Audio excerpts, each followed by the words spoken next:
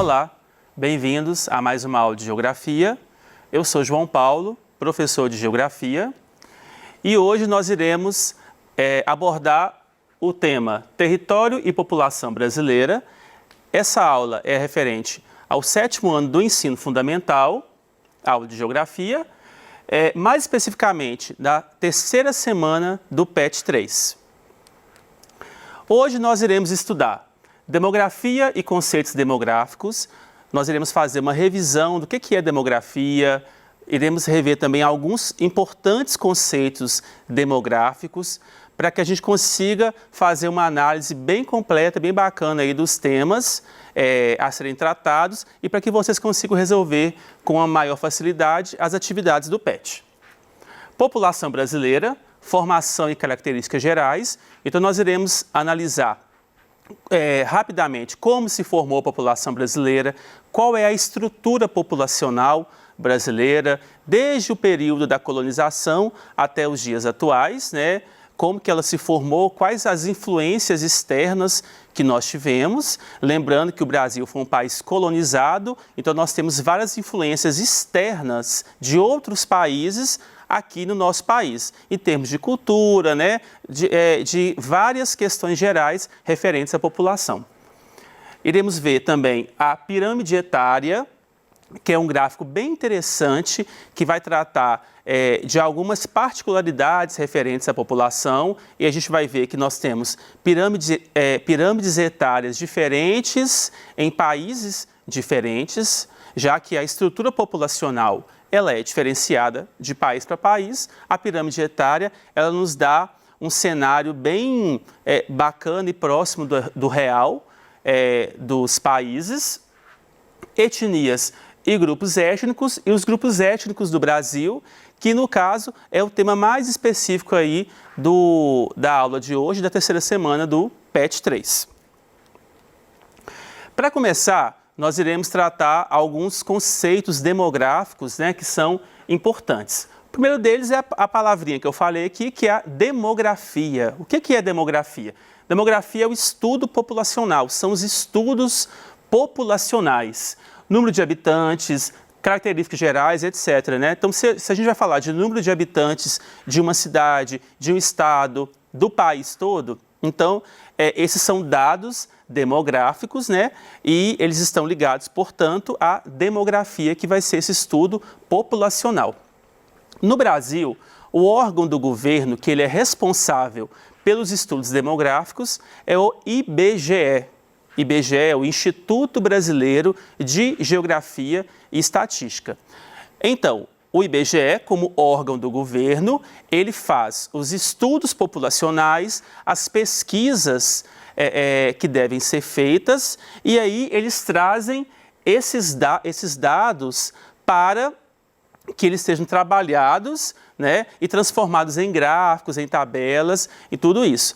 Neste ano de 2020, nós teríamos um censo demográfico, que é uma contagem e caracterização geral da população, porque ele acontece de 10 em 10 anos. O último que nós tivemos foi no ano de 2010, porém, em virtude da pandemia que a gente está vivendo, esse censo demográfico que ele estava marcado para esse ano, ele foi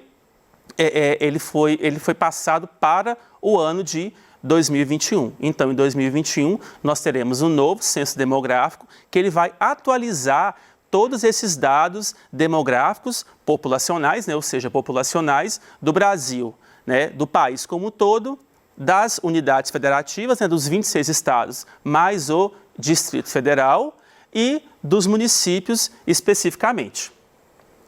Como eu disse, os dados do IBGE, como eles são dados do país todo, eles auxiliam o governo na implementação de políticas públicas de saúde, de educação, de segurança, por exemplo. Como assim? O governo, para ele poder saber onde precisa de ter mais investimento em saúde, em educação, em segurança, ele precisa de dados. E o IBGE, ele é o responsável por coletar e trabalhar esses dados, repassar essas informações aos governos para que eles façam os investimentos devidos em cada uma das áreas que necessitam. Como eu coloquei aqui no exemplo, saúde, educação, segurança e etc. Dando continuidade aos conceitos demográficos, nós temos algumas taxas que elas são analisadas. Taxa de natalidade. A natalidade indica o número de nascimentos por 1.000 habitantes. Então, ao longo de um ano, observa-se o quê? O número de nascimentos por 1.000 habitantes e define-se a taxa de natalidade. Taxa de mortalidade indica o número de mortes ocorridas também por 1.000 habitantes. Então, ao longo de um ano, observa-se a taxa de mortalidade da população e aí, nesse sentido, vai ter o quê? Como resultado, a taxa de mortalidade. Taxa de mortalidade infantil. No caso, é a mortalidade que ocorre no primeiro ano de vida, tá? Esse indicador ele é importante por quê? Porque a mortalidade infantil ela vai medir justamente a qualidade da saúde daquele país, daquele estado, daquela unidade federativa. Porque o primeiro ano de vida é o período em que a nossa saúde ela é mais frágil. Então, o país que ele investe bastante em saúde, a taxa de mortalidade infantil ela vai ser bem menor. Então, a mortalidade infantil é um importante indicador de saúde da população. E a expectativa de vida, que é a média de anos que a população vive, que a gente chama de longevidade, né? É o número de anos em média que as pessoas vivem, que também é um indicador de saúde, uma vez que para que a gente consiga viver mais tempo, nós também necessitamos de saúde. E esses dados todos, né, eles são verificados por período, geralmente por um período de um ano, e o IBGE ele faz a coleta e o trabalho desses dados.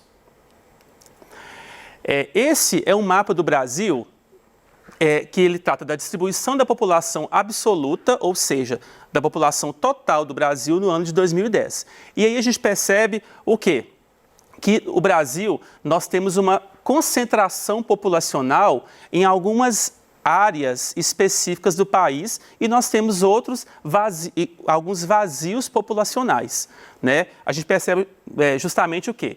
Que nas regiões aqui do litoral, o litoral da região Nordeste é uma região com grande concentração populacional, a região Sudeste como um todo, com destaque aqui ao estado de São Paulo, Rio de Janeiro, a região central aqui de Minas Gerais, o sul do Brasil também, mais especificamente nas regiões litorâneas.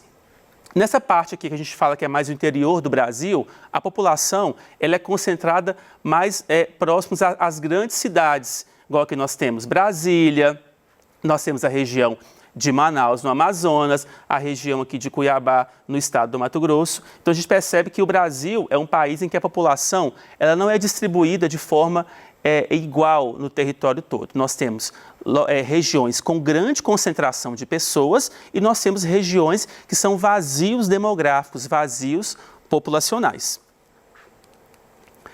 População brasileira.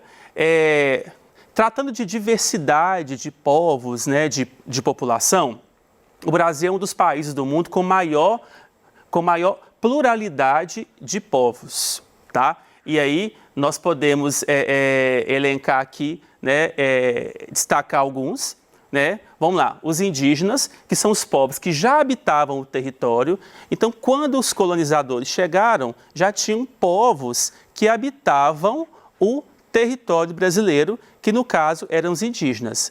Então, quando a gente vai tratar da base da população brasileira, nós vamos ter os indígenas, que estão aqui desde o início. Nós temos os portugueses, tá? Que foram os que vieram, principalmente os portugueses, que vieram no período do processo de colonização. Então, voltando, indígenas, os europeus, aqui no caso destacado com os portugueses, e os povos africanos escravizados são aqueles povos que foram trazidos de maneira forçada para o território brasileiro, que até então era a colônia portuguesa, trazidos forçadamente com o objetivo de serem escravizados. E lá para o final, mais ou menos no final do século XIX, início do século XX, nós tivemos uma nova imigração, que foi a chegada dos imigrantes europeus que vieram aqui para o Brasil, logo depois que a gente teve a Lei Áurea, né, que libertou os povos que eram escravizados. Diversidade da população brasileira. Essa imagem ela retrata bem assim, que o Brasil é um país bem diverso no que se refere a etnias, né, as características físicas das pessoas. Em algumas partes do mundo a gente tem o predomínio de tipos de estereótipos, né, de tipos específicos de pessoas, mas o Brasil é um país bastante diversificado. Estrutura populacional, pirâmide etária. O que seria essa pirâmide etária que eu falei lá na introdução? Ela é um gráfico populacional que ele vai ser dividido por sexo, né, por gênero masculino e feminino e por faixa etária. E o interessante da pirâmide etária é que ele nos permite analisar o nível de desenvolvimento dos países, de desenvolvimento socioeconômico dos países. Se o país tem mais ricos, mais pobres, como que é esse desenvolvimento socioeconômico? Aqui eu coloquei para a gente fazer uma análise de duas pirâmides etárias. A pirâmide do lado esquerdo é a pirâmide da Itália e a pirâmide do lado direito é a pirâmide da Etiópia. Então são pirâmides etárias que elas vão mostrar diferentes estruturas populacionais de diferentes países, né? E aí, numa próxima aula que a gente for fazer uma análise mais aprofundada, nós vamos perceber como que é esse padrão aí de pirâmide etária a partir dos diferentes tipos de países que nós vamos ter em relação ao seu nível de desenvolvimento socioeconômico. Então, são pirâmides diferentes de países completamente diferentes. Lembrando que a Itália é um país europeu, né, localizado na Europa, e a Etiópia é um país localizado no continente africano. Essa pirâmide etária é a pirâmide etária do Brasil. E aí, para a gente analisar bem aqui, a gente percebe o quê? A base da pirâmide, essa parte de baixo da pirâmide, que é a população de 0 a 4 anos, ela vai representar a natalidade, que são aqueles nascimentos que nós vimos lá atrás, né? Uns slides aqui atrás, que é a taxa de nascimentos que nós temos por grupos de 1.000 pessoas. E o topo da pirâmide, ele vai representar justamente a expectativa de vida, que nós vimos também anteriormente, que é justamente o quê? O número de anos, em média, que a população ela vive. Então, por isso que nós costumamos falar na geografia que a pirâmide etária é um gráfico assim, bastante completo, porque ele traz várias informações que nos permite analisar a população de um país, de uma localidade, tanto em termos quantitativos, né, que é a quantidade, que seria a quantidade de pessoas, como também em termos qualitativos, que é do desenvolvimento socioeconômico das pessoas, né? Lembrando que, só dando um exemplo, a gente não tem tempo de aprofundar tanto, o que tem a ver esses dados com o desenvolvimento socioeconômico? Países mais desenvolvidos, eles têm uma taxa de natalidade menor. Países menos desenvolvidos vão ter uma taxa de natalidade maior. E aí, quando a gente vê uma base da pirâmide etária, né, a parte de baixo da pirâmide etária, se ela é maior, ela representa um país que é menos desenvolvido. Se ela é menor, ela representa um país, portanto, que ele é mais desenvolvido. Etnias e grupos étnicos. Etnia é um grupo coletivo de pessoas com traços culturais próprios, né? Costumes, língua, traços físicos, etc. Então, a etnia é um grupo, né, de pessoas que vão ter traços específicos, né, e uma cultura própria também específica. Um grupo étnico, ele pode ser considerado um povo. Então, nós costumamos chamar os grupos étnicos também de povo. E a população de um país, ela pode ser formada por um ou mais povos, né? Por exemplo, a população brasileira, né, que tem por volta de 209 milhões de habitantes, ela é formada por povos distintos, por grupos étnicos diferentes, distintos.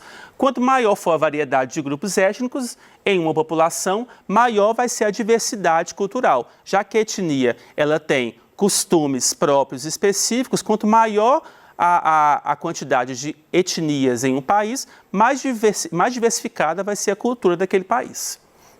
Grupos étnicos do Brasil. Originalmente, a população brasileira ela é formada por 3 principais povos. Os indígenas, que nós vimos, os europeus e os povos africanos. Então, a base populacional brasileira vão ser esses 3 povos que, desde o início da colonização, né, ao longo do processo de colonização, eles foram presentes aí na formação da população brasileira.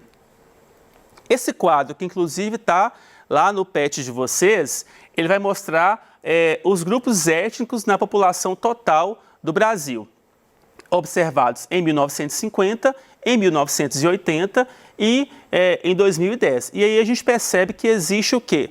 Existe uma variação desses povos ao longo do tempo, né? Principalmente, né, dos brancos, do percentual de brancos da população, que lá em 1950 ele era de aproximadamente 60% da população e aqui, já em 2010, ele está em torno ali de quase 50% da população, né? E aí nós temos uma variação dos demais também, negros, pardos, amarelos ou indígenas, os não declarados e o total da população. Lembrando uma coisa importante, essa classificação étnica da população, quando o IBGE ele faz, é da seguinte forma, ele consiste numa autodeclaração. A pessoa vai se declarar, o indivíduo ele vai dizer se ele se considera branco, pardo, preto, amarelo, indígena, né? É uma autodeclaração que ela vai ocorrer aí. Essa imagem também retrata bastante a diversidade populacional brasileira a partir dessa base que são esses grupos étnicos que a gente abordou aí anteriormente.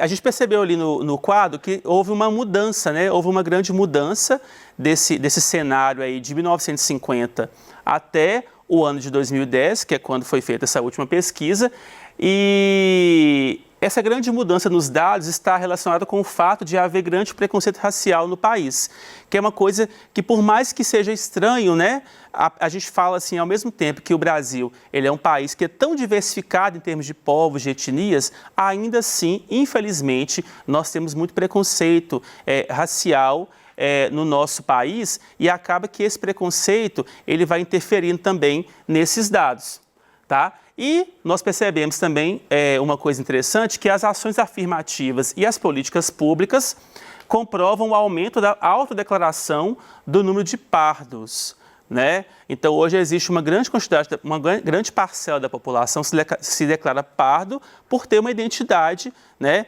com essa etnia, digamos assim, com essas características físicas. Na aula de hoje, né, finalizando aqui, nós trabalhamos os conceitos demográficos, que foi uma parte importante, que a gente fez uma revisão breve, mas muito importante, do que é a demografia, do que são esses conceitos demográficos, de qual que é a importância desses conceitos demográficos, dos estudos demográficos, para que a gente tenha uma compreensão melhor aí do cenário do país. Analisamos a formação da população brasileira e as suas características, a partir do momento que a gente consegue verificar, né, onde que as pessoas estão, onde a população se concentra, qual que é a base dessa população. Estudamos aí, recordamos um pouco as pirâmides etárias e a sua relação com o desenvolvimento socioeconômico, lembrando que a pirâmide etária, né, como a gente viu, ela reúne uma série de dados ali que facilita a gente compreender um pouco melhor aí essas realidades.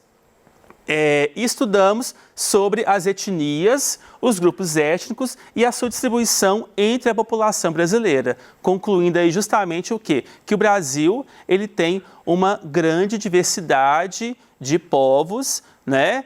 Mesmo a gente tendo avançado aí ao longo do tempo, né? A gente percebe o quê? Que essa grande quantidade de povos, ela acaba resultando numa grande diversidade cultural que nós vamos ter aí no nosso país ao longo da sua história. Até a próxima aula. Muito obrigado pela atenção, estudem bastante e fiquem em casa.